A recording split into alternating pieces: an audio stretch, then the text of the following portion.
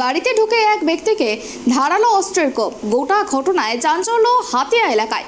শনিবার রাত আনুমানিক 10টা নাগাদ আহত ওই ব্যক্তিকে উদ্ধার করে রায়গঞ্জ মেডিকেল কলেজ হাসপাতালে ভর্তি করা হয়। স্থানীয় সূত্রে জানা গিয়েছে, আহত ব্যক্তির নাম পবিত্র বর্মন, বাড়ি রায়গঞ্জের হাতিয়া এলাকায়। এদিন রাতের ঘটনার সময় বাড়িতে একাই ছিলেন আহত ওই ব্যক্তি। এলাকাবাসীর অভিযোগ, আচমকা এলাকায় লোডশেডিং হয়ে যায়। সেই মুহূর্তে ওই ব্যক্তিকে তার বাড়িতে ঢুকিয়ে আক্রমণ করা হয়।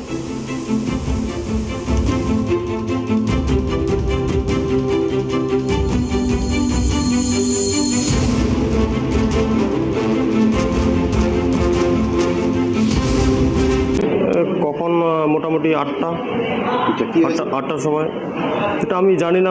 ওনারাই বললো যে লাইনে হ্যান্ডেল ফালাই দিয়ে নাকি কিছু দিয়ে আহত করলো আর কি, এটুকুই।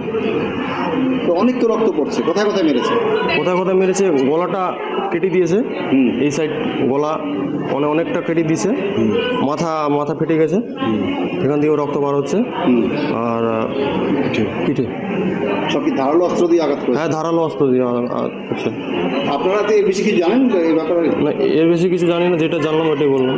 লাইট নামিয়ে দিয়ে বলতে কী হচ্ছে? কোথায় ছিল? ওটা বাড়িতে ছিল, হ্যান্ডেল অ্যাকচুয়ালি সেখানে গিয়ে কিছু ফালিয়ে দেয়, তারপরও মারে। বাড়িতে গিয়ে মেরেছে? হ্যাঁ, বাড়িতেই মেরেছে।